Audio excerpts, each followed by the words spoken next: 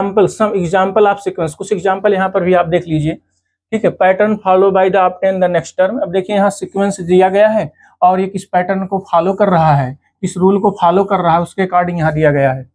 देखिए यहाँ पहला एग्जाम्पल है 7, 13, 19, 7, 13, 19 और 25। अब यहाँ देखिए क्या दिया है, एडिंग 6। ये देखिए रूल को फॉलो कर रहा है। कैसा रूल फॉलो कर रहा है, यहाँ देखिए 6, हर एक नंबर जो है अगले में 6 ऐड करके किया है। 1 7 है, 7 के बाद अगला कितना हो गया, 13 हो गया, फिर यहाँ 6 ऐड कर दिया, फिर 6 ऐड कर दिया। तो ये असेंडिंग ऑर्डर में है, ये असेंडिंग ऑर्डर में आपका बढ़ता जा रहा है, नंबर इंक्रीज कर रहा है। और वो किससे, एडिंग ए फिक्स नंबर, किसी फिक्स नंबर को ऐड करने पर अगला नंबर मिल रहा है। इसका मतलब ये किसी रूल पर है, ठीक है, ये किसी रूल पर चल रहा है, इसका मतलब ये सीक्वेंस है। अगला देखिए 15 है, 12 है, 9 है, 6 है, सब्सट्रैक्टिंग ए फिक्स नंबर 3, इसमें 3 जो है सब्सट्रैक्ट करने पर अगला नंबर मिल रहा है। तो इसका भी कोई एक रूल है, इसका भाई कोई एक क्या है, रूल पर चल रहा है, तो ये भी हमारा क्या है, सीक्वेंस है। और अगला क्या है, 2 1 2 4 8 मल्टीप्लाई बाई फिक्स नंबर 2, इसमें 2 नंबर फिक्स करके 2 से मल्टीप्लाई करके निकाला जा रहा है। हर एक नंबर अगले नंबर 2 से मल्टीप्लाई करके मिल रहा है। तो देखिए यहाँ इसमें 1 में मल्टीप्लाई करेंगे, 2 में मल्टीप्लाई करेंगे 4। तो ये भी एक मतलब रूल में चल रहा है ना। कहने का मतलब कोई लिस्ट ऑफ नंबर ऐसा हो, कलेक्शन ऑफ नंबर ऐसा हो जो किसी रूल को फॉलो करे। बस इतना आप स्टेटमेंट याद रखिएगा, जो किसी रूल को, पैटर्न को फॉलो करे, ठीक है, किसी बेस पर चल रहा हो, तो वो आपका सब क्या हो जाएगा, सीक्वेंस होगा। अदरवाइज वो सीक्वेंस नहीं होगा, ठीक है। जैसा कि हमने इसके पहले भी एग्जांपल में लिया। और ये देखिए ये भी हो गया, ये हो गया, ये हो गया, ठीक। अब यहाँ देखिए डिवाइडिंग बाय फिक्स नंबर 2, इसमें 2 से डिवाइड करने पर अगला नंबर मिल रहा है। तो ये भी तो एक पैटर्न पर चल रहा है, ये भी, इसका भी एक रूल है। 1 है, अगला में 2 से डिवाइड हो गया, अगले में 2 से डिवाइड हो गया, अगले में 2 से डिवाइड हो गया। तो 2 से डिवाइड होकर चल रहा है, तो 2 से मल्टीप्लाई भी हो सकता है, 2 से डिवाइड भी हो सकता है, 2 का सब्ट्रैक्शन भी हो सकता है, 2 का एडिशन भी हो सकता है। कहने का मतलब ऐसा कोई भी पैटर्न मिलेगा, कोई भी रूल को फॉलो करेगा तो आपका सब सीक्वेंस होगा, ठीक है। अब देखिए यहाँ पर 1 square, 2 square, 3 square, 4 square, 5 sequence are the natural number. Squaring of the natural number, squaring of the natural number भी है। और cubic of the natural number, अगर क्यूब करते चले जाइए सभी नेचुरल नंबर का, तब भी वो क्या है, आपका एक पैटर्न पर है, एक रूल को फॉलो कर रहा है। ये किसी रूल को फॉलो कर रहा है। किस रूल को फॉलो कर रहा है, ये एन स्क्वायर रूल को फॉलो कर रहा है। अब एन स्क्वायर का रूल का मतलब है स्मॉल एन किसमें बिलोंग करेगा, कैपिटल एन में। Small N belong to capital N, ठीक है। स्मॉल एन एक क्या है, नेचुरल नंबर है। अब नेचुरल नंबर का स्क्वायर है, इसमें जो पैटर्न इसका है एन स्क्वायर का है। अब एन की जगह 1 रखेंगे तो 1 मिलेगा, 2 नेचुरल नंबर में बिलोंग करेगा एन, तो 2 रखेंगे, 2 स्क्वायर, 3 रखेंगे, 3 स्क्वायर, 4 रखेंगे, 4 स्क्वायर, 5 रखेंगे, 5 स्क्वायर, श्योर है, ठीक है। और भी देखिए ऐसे चल सकता है, 5, फिर 5 स्क्वायर, फिर 5 पावर 3, 5 पावर 4। ये भी क्या है, एक सम रूल पर फॉलो कर रहा है, किसी रूल को फॉलो कर रहा है, ठीक है। तो अगर किसी रूल को फॉलो कर रहा है, ये सब हमारे क्या है, वो सब हमारे सीक्वेंस है, ठीक भैया।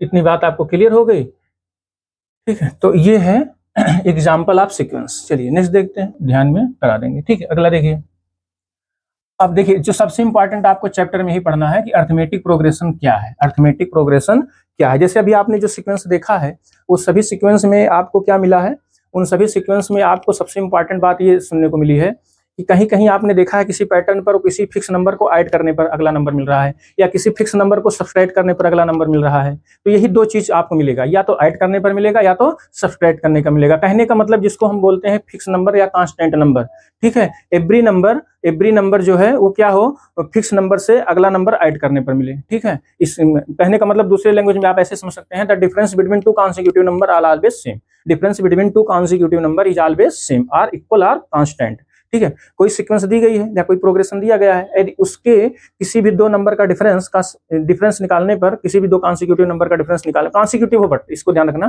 कॉन्सिक्यूटिव होगा तभी उसका डिफरेंस सम अगर है तब वो आप कह सकते हो अर्थमेटिक में है, अदरवाइज अर्थमेटिक में नहीं है। जैसे देखिए मैंने यहाँ एग्जाम्पल अभी आपको लेके बताया था, जैसे है 1 3 है, 5 है, 7 है, 9 है, 11 है। अब देखिए यहाँ पर एक फिक्स नंबर ऐड करने पर अगला नंबर मिल रहा है। तो कहने का मतलब यहाँ 2 नंबर का जो डिफरेंस है, जो 2 नंबर का डिफरेंस है, यहाँ पर आप देख रहे हैं ना, यहाँ इन दोनों नंबर का डिफरेंस 2 है, इन दोनों नंबर का डिफरेंस 2 है, इन दोनों नंबर का डिफरेंस 2 है, इन दोनों नंबर का भी डिफरेंस 2 है। इस तरीके से देखिए एक फिक्स नंबर को ऐड करने पर अगला नंबर मिल रहा है, ठीक है। तो इसकी डेफिनेशन यही है, the difference between 2 consecutive number always same, ठीक है। तो वो आपका क्या हो जाएगा, अर्थमेटिक प्रोग्रेशन में हो जाएगा, ठीक है। और देखिए और भी ऐसे एग्जाम्पल हैं, जैसे मान लेते हैं हम ले रहे हैं 6 ले रहे हैं, अगला ले रहे हैं 5, ठीक है, 4 3 2 1 0 -1 और -2 एंड सो ऑन। अब देखिए इसमें भी डिफरेंस कितना है, डिफरेंस -1 का है। भाई देखिए डिफरेंस हम निकालेंगे भी कैसे, किसी टर्म का उसके पहले वाले टर्म से माइनस करेंगे। मान लेते हैं ये हमारा जो टर्म है A1 है, ठीक है, ये इस जो सीक्वेंस हमारा चल रहा है A1 है, A2 है, अगला नंबर थर्ड क्या है A3 है, फोर्थ नंबर क्या है A4 है एंड सो ऑन। तो जो हम निकालेंगे डिफरेंस उसको हम लोग बोलेंगे कॉमन डिफरेंस, ठीक है, क्या बोलेंगे डिफरेंस को, कॉमन डिफरेंस बोलेंगे, ठीक भैया, कॉमन डिफरेंस, क्या बोलेंगे, कॉमन डिफरेंस बोलेंगे। तो कॉमन डिफरेंस को हम लोग डी से डिनोट करते हैं, कॉमन डिफरेंस को किससे डिनोट करते हैं, स्मॉल डी से डिनोट करते हैं, small D is called the common difference. अब कॉमन डिफरेंस निकालते कैसे हैं, कॉमन डिफरेंस निकालने का जो तरीका है, उस सेकंड टर्म में से फर्स्ट टर्म, किसी टर्म का उसके प्रीसीडिंग टर्म से माइनस करने पर आता है। कीप इट माइंड स्टूडेंट्स, इस बात को आप ध्यान रखें, किसी भी टर्म का उसके पहले वाले टर्म से हमको हमेशा माइनस करना होता है। तो उसका डिफरेंस हम लोग देख लेते हैं, A2 - A1। जब A2 - A1 यहाँ करेंगे, चलिए यहीं देख लीजिए 3 - 1 या 5 - 1 दोनों सेम आएगा। इसी सीरीज के लिए देख लीजिए, तो 5 - 6, यहाँ है 5 - 6, तो ये कुल मिला के कितना आ जाएगा, -1 आ जाएगा, ठीक, इसमें -1 आ गया। अब ऐसे अगले में देख लेते हैं, अब अगला कॉमन डिफरेंस A3 - A2 करके देख लेते हैं, A3 - A2, किसी टर्म का उसके पहले वाले टर्म से डिफरेंस करना है, इसको ध्यान रखेंगे। तो ये कितना है आपका 4 - 5, 4 - 5 कितना आ गया, -1 आ गया, ठीक है। अगला देखिए A4 - A3, A4 आपका क्या है 3 है, तो 3 - 4 ये भी कितना आ गया, -1 आ गया। इस तरीके से हम लोग जो है इसमें 1 बाय 1 चेक करते चले जाएंगे। अगर ये सब सेम है, मतलब कांस्टेंट है, सेम नंबर आ रहा है, तो इन सबको हम क्या बोलेंगे, ये सबको बोलेंगे कॉमन डिफरेंस, ठीक है। और स्टार्टिंग का जो टर्म होता है उसको फर्स्ट टर्म बोलते हैं, और फर्स्ट टर्म को हम लोग हमेशा ए से डिनोट करते हैं। और फर्स्ट टर्म को अगर ए से डिनोट करते हैं, यही फर्स्ट टर्म ही A1 से भी रिप्रेजेंट किया जाता है। फर्स्ट टर्म को हम A1 से भी रिप्रेजेंट करते हैं, लेकिन स्टार्टिंग का जो टर्म है, एकदम स्टार्टिंग का इनिशियल टर्म है, उसको हम लोग ए से डिनोट करते हैं। कहने का मतलब first term of an arithmetic progression is denoted by small A and the common difference of the arithmetic progression is denoted by small D. तो कॉमन डिफरेंस सेम होना चाहिए। कहने का मतलब है कोई भी प्रोग्रेशन जो है वो अरिथमेटिक प्रोग्रेशन कब होगा, if the difference between to consecutive number is always same otherwise constant. Please keep it mind, इसी डिफिनेशन को हमको ध्यान में रखना है, ठीक है। तो an arithmetic progression is the list of the number in which each successive term is obtained by the adding a fixed number to the preceding one, ठीक है, to the preceding one। चाहे इसको याद कर लीजिए या वही आप याद कर लीजिए, ठीक है। The difference between two consecutive number is always constant otherwise same, ठीक है। ये a fix number is called the common difference. जो फिक्स नंबर आपको मिलेगा उस एपी का क्या होगा, कॉमन डिफरेंस होगा, अरिथमेटिक प्रोग्रेशन, ठीक है। शॉर्टकट में हम लोग इसको एपी से पढ़ेंगे, एपी मींस अरिथमेटिक प्रोग्रेशन, ठीक है, अरिथमेटिक प्रोग्रेशन, ठीक है। तो नेक्स्ट देखिए, list of the consider some such progression. अब देखिए कुछ प्रोग्रेशन यहाँ दिए गए हैं, आप इन प्रोग्रेशन के पैटर्न को देखिए, और अगला पैटर्न में इस हर एक नंबर का पैटर्न कैसा है, क्या ऐड करने पर सब्सट्रैक्ट करने पर क्या आ रहा है। देखिए पहला है 1357, 1357 में क्या है, इसकी डेफिनेशन क्या है, difference between two consecutive number. अगर ऐसा देखते हैं सेम है, तो adding to the preceding term, किसी प्रीसीडिंग टर्म में 2 ऐड करने पर नेक्स्ट टर्म मिल रहा है, ठीक है। Next term is obtained by 2 adding 2 in the preceding term. तो नेक्स्ट टर्म हमारा कैसे मिल रहा है, फर्स्ट टर्म इसके प्रीसीडिंग वाले टर्म में 2 ऐड करने पर मिल रहा है, ठीक है। तो ये हमारा क्या है, ये अरिथमेटिक प्रोग्रेशन में हो गया, ठीक है। यहाँ देखिए 100, 80, 60, 40 and so on, adding -20 the preceding term, -20 में देखिए डिक्रीज कर रहा है, सीरीज डिक्रीज कर रहा है। डिफरेंस इसका क्या है, निगेटिव है, इसका डिफरेंस क्या है, निगेटिव है। इसका कॉमन डिफरेंस है वो क्या है, निगेटिव में है। इसका कॉमन डिफरेंस जो है वो निगेटिव में है, निगेटिव मतलब लेस देन 0 है। इसको ऐसे भी लिख सकते हैं, less than 0, D is less than 0 है, ठीक है। D less than 0, greater than 0 या इक्वल 0 भी हो सकता है। तो यहाँ पर ये 3 चीजें हो सकती है, कॉमन डिफरेंस 0 से बड़ा भी हो सकता है, कॉमन डिफरेंस 0 से छोटा भी हो सकता है, और कॉमन डिफरेंस 0 भी हो सकता है, ठीक है। इस चीज को हम ध्यान रखेंगे। जैसे 2 2 2 2 2 2 अगर हम लिखते चले जाएं, 3 3 3 3 3 लिखते चले जाएं, तो वो भी क्या है, वो भी आपका अरिथमेटिक प्रोग्रेशन में है, लेकिन उसका कॉमन डिफरेंस क्या है, 0 है। कॉमन डिफरेंस क्या है, 0 है।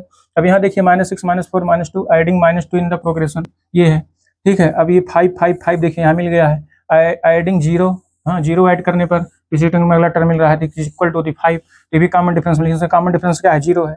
यहाँ पर देखिए, तो यहाँ पर 0.1 ऐड करने पर अगला टर्म मिल रहा है, 0.1 ऐड करने पर अगला टर्म मिल रहा है, तो ये भी हमारा क्या है, ये भी हमारा अरिथमेटिक प्रोग्रेशन में है, ये भी अरिथमेटिक प्रोग्रेशन में है। तो ये कुछ ऐसे एग्जांपल्स हैं जिसके बेस पर हम आइडेंटिफाई कर लेंगे, any sequence, any the given sequence are in arithmetic progression otherwise not.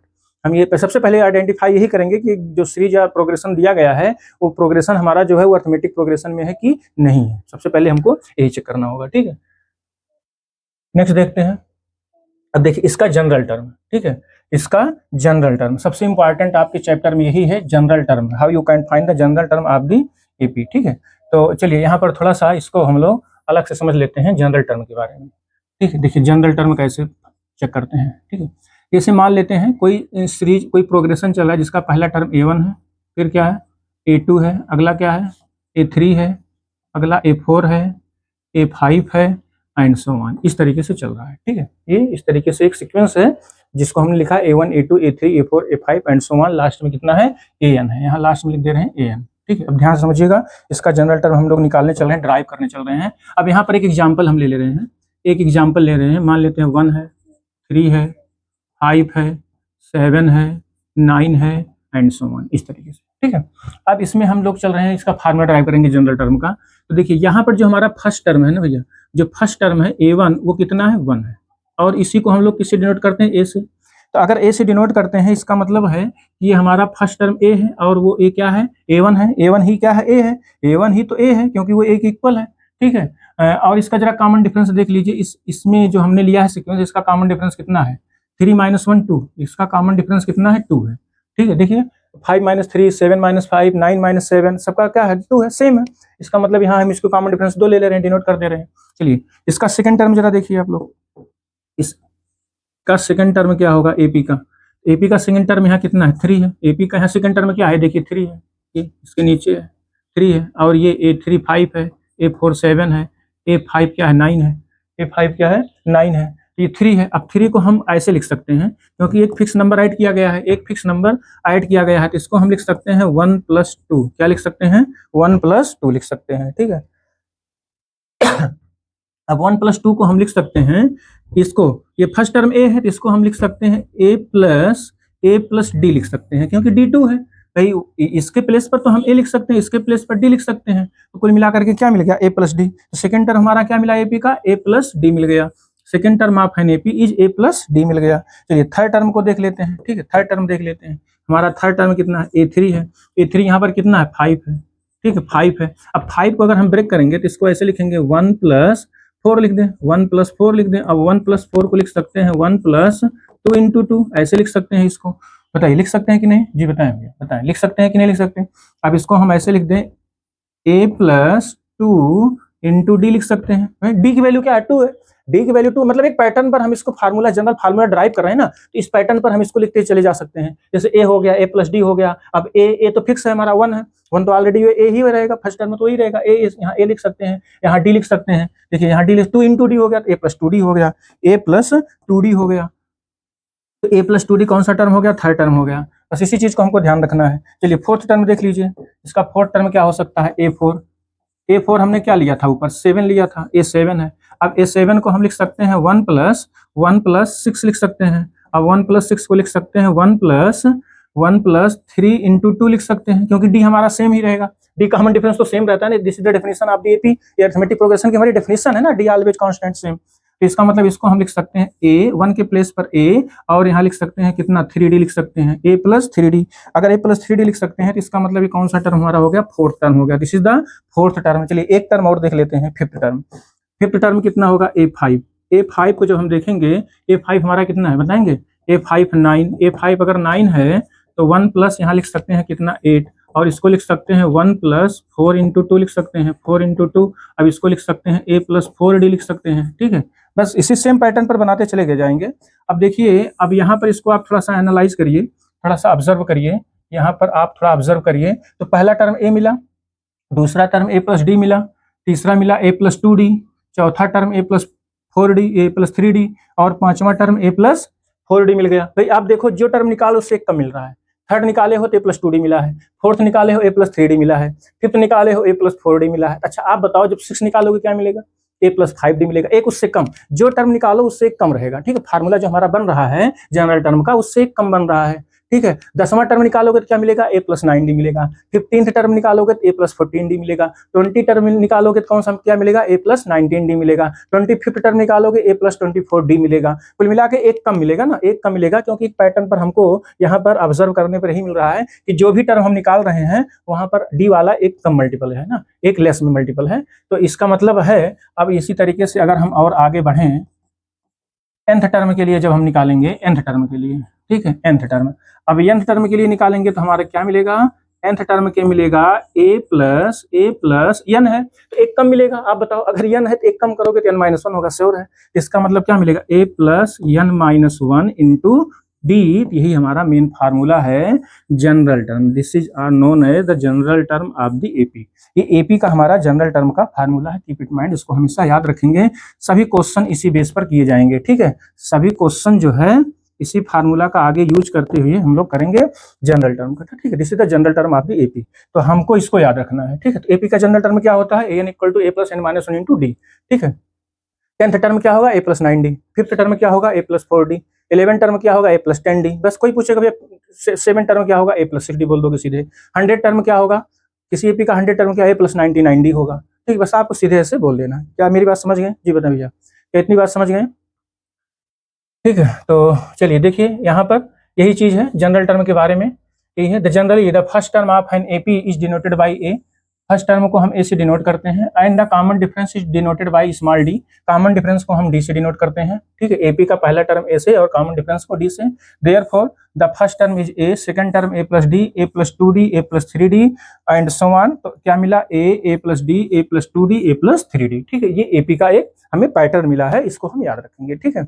तो कुल मिला के यहाँ पर हम कह सकते हैं नोट में, जो हमारा एपी चलेगा वो किस तरीके से, किस पैटर्न पर चलेगा, वो चलेगा A comma A plus D, A plus 2d और कैसे चलेगा बताइए भैया, A plus 3d, A plus 4d and so on. इस तरीके से हमारा जो है सीक्वेंस चलेगा, ठीक है।